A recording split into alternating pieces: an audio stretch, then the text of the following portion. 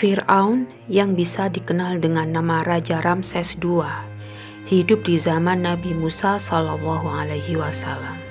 Mungkin banyak yang bertanya, mengapa Fir'aun, Raja Mesir, bisa mengaku dan menganggap dirinya sebagai Tuhan? Ternyata penyebabnya bukan karena hartanya yang banyak, bukan pula karena banyaknya tentara dan pengikutnya, dan bukan pula akan tahta yang ia miliki.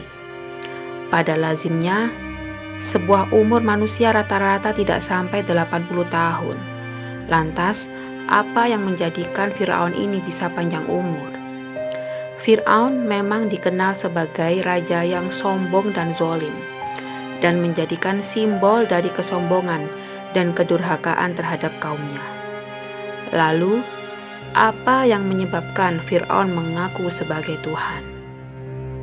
Para ulama mengatakan Fir'aun itu bukan nama orang, tetapi nama sebuah gelar untuk Raja Mesir kala itu. Imam Syaukani rahimahullah, ini adalah nama gelar yang diberikan kepada raja dari raja-raja bangsa yang mempunyai postur besar dari wilayah Afrika. Seperti halnya Raja Persia disebut Kisra, Raja Romawi kuno disebut Kaisar, dan Raja Habasyah disebut Najasyi.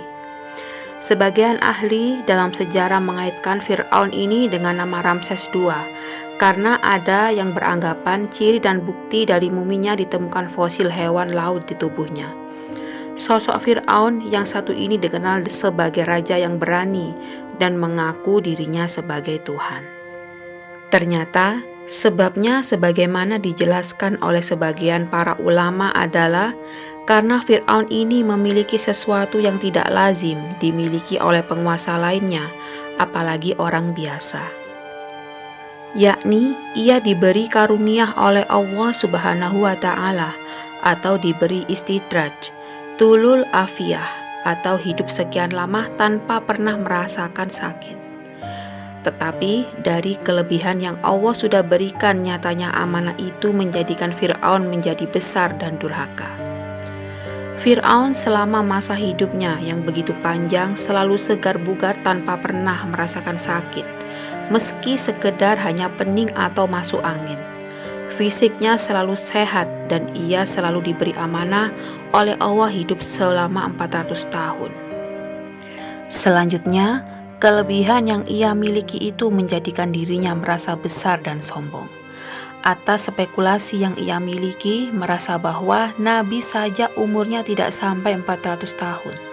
Tetapi kelebihan dari Allah yang sudah Allah anugerahkan atas dirinya menjadikan Fir'aun ini menjadi sombong.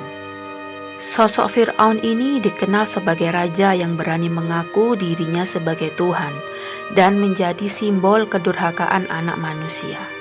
Mungkin banyak yang bertanya, mengapa Fir'aun Raja Mesir mengaku dan menganggap dirinya sebagai Tuhan? Ternyata penyebabnya bukan karena hartanya yang berlimpah dan bukan pula karena banyaknya tentara dan pengikutnya. Tentu timbul tanda tanya kenapa bisa sekurang ajar itu, jika alasannya hanya kekayaan. Tentu banyak raja lain yang jauh lebih kaya dari dia. Kalau sebabnya luas dan kuatnya kerajaan, sudah pasti banyak penguasa yang kerajaan dan bala tentaranya lebih kuat dari Fir'aun sebelumnya.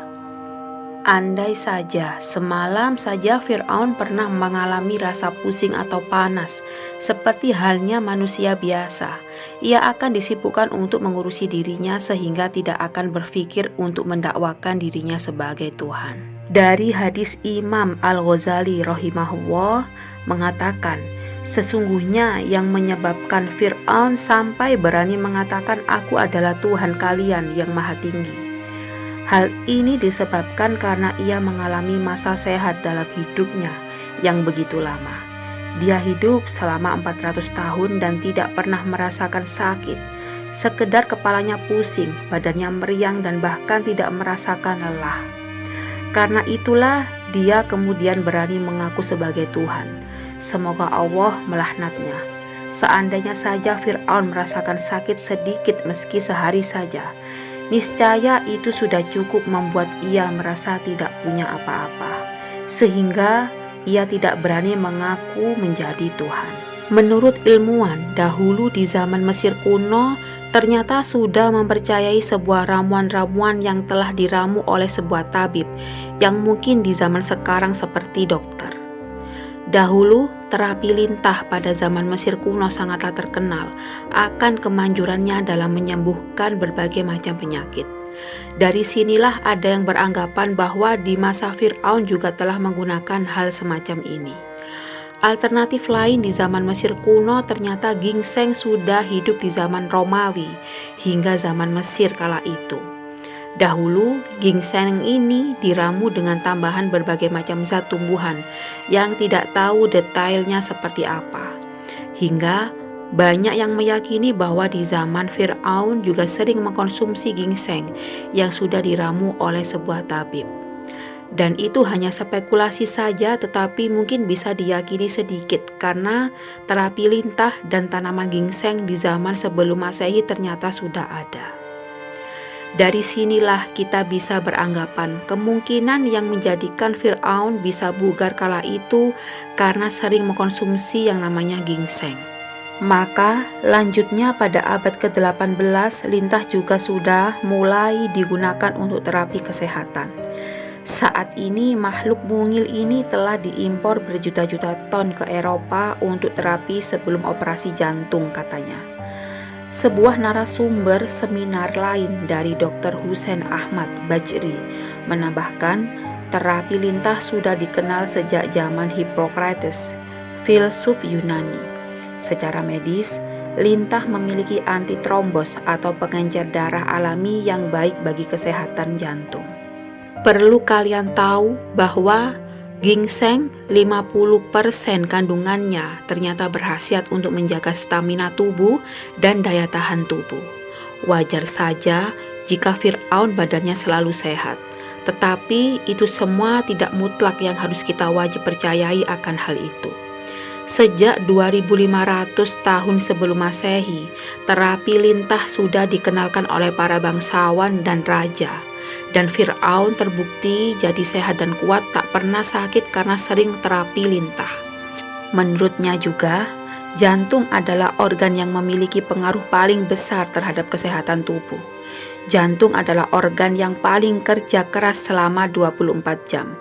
Jika jantung berhenti, berdenyut, berhentilah juga proses kehidupan, ujarnya. Terapi lintah lanjutnya memang bukan terapi baru, namun obat tradisional ini sering dianggap tak bermakna. Padahal terapi lintah bisa melancarkan peredaran darah ke jantung sehingga terhindar dari penyakit jantung koroner. Apa juga yang menyebabkan Fir'aun ini sampai berani mengatakan dirinya sebagai Tuhan yang tinggi? Dari Syahdan dalam sebuah riwayat disebutkan bahwa Fir'aun menjalani hidup dalam rentang usia yang sangat panjang, sampai 400 tahun, dan dalam usia panjangnya itu yang dilalui tidak pernah ditimpa kesusahan, dan wajahnya pun tidak tua dan selalu awet muda. Fir'aun tidak pernah merasakan perihnya rasa lapar, kerongkongannya tidak pernah tersentuh panasnya dahaga. Kelemahan dan ketidakberdayaan tidak pernah menemani saat-saat kehidupannya sehari-hari. Dia juga tidak pernah sakit sedikit pun, baik sakit kepala, perut, demam, ataupun yang lainnya seperti halnya manusia biasa. Melihat kenyataan yang dialami oleh Fir'aun, ini para ulama berkomentar, seandainya saja episode panjang perjalanan hidupnya itu Fir'aun pernah merasakan pahitnya lapar dan haus, pernah merasakan kelemahan dan ketidakberdayaan, atau pernah mendapatkan kesusahan hidup sejenak saja, mungkin dia tidak akan mengikrarkan dirinya sebagai Tuhan yang paling tinggi.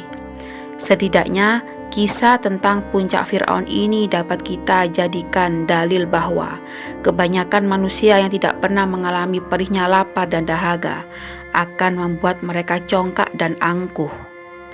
Karena orang yang tidak merasakan kelemahan dan ketidakberdayaan dirinya, maka secara tidak langsung dia tidak mengakui kekuasaan Tuhannya. Dan dari sinilah kita bisa memetik sebuah hikmah bahwasanya tidak ada yang sempurna kecuali Allah Subhanahu wa Ta'ala.